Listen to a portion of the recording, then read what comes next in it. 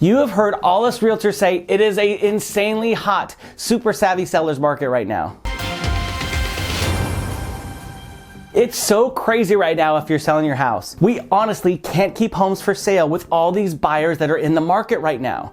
We are even sometimes seeing multiple offers on homes we are selling, as well as sales prices above the listed sales price. It is extremely exciting and extremely scary at the same time if you don't know what you're doing. Now listen, I totally get it. Just this week alone, we had 2 houses that went pending, and we had between 2 and 3 offers on each home. Hi everyone, I'm Thiel with the Flannery team at RE/MAX of Stuart. So how do you know what offer to choose? Is the highest offer always the best offer? Well, if you're wondering, or you're possibly considering selling your home, then listen in. Many sellers think the highest offer is always the one they should take. Well, the highest offer doesn't necessarily mean it's the best offer. Let me explain why. Most home sales involve the buyers taking a loan out from a lender. If there is a lender involved and a buyer offers you an insanely high price for your home, we need to make sure that the home will actually appraise at what the contracted price is. Well, why does this matter? Well, because the bank will only loan the amount of money based upon what the home is actually worth and not what the contract price is. So let's break that down in layman's terms. Let's say that your house is worth $500,000 and we list it for $500,000. I do an incredible listing video and expose it to the masses through my digital marketing strategy. More about that later in this series on another video I'm doing. We get 3 offers on it. The highest offer is $515,000. Should we take that offer? Well, let's see. Let's say the home's appraised value came in at $500,000.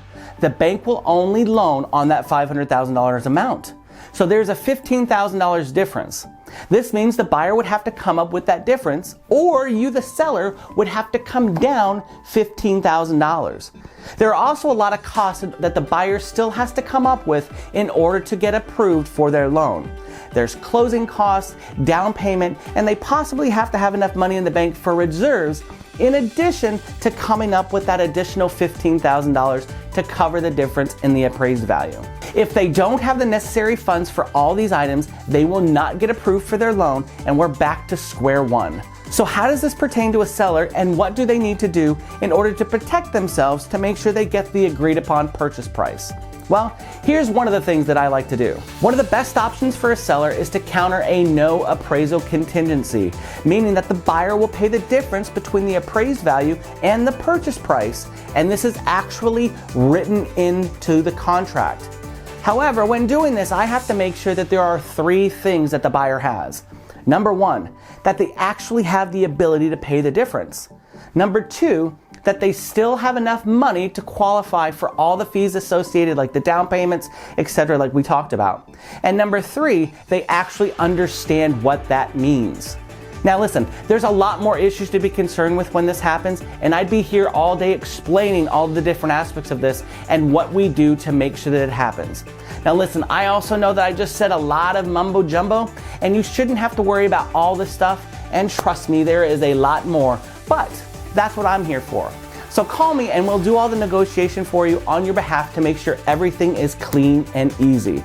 And stay tuned for more tips on making sure you get the money you think you are getting when you're selling coming up in this video series. Once again, my name is Thiel with the Flannery team at RE/MAX of Stuart, and thank you so much for watching, and I cannot wait to help you sell or buy a home when you're ready on the beautiful Treasure Coast. Thank you all again. Reboot, I'm cold red, my service automated like they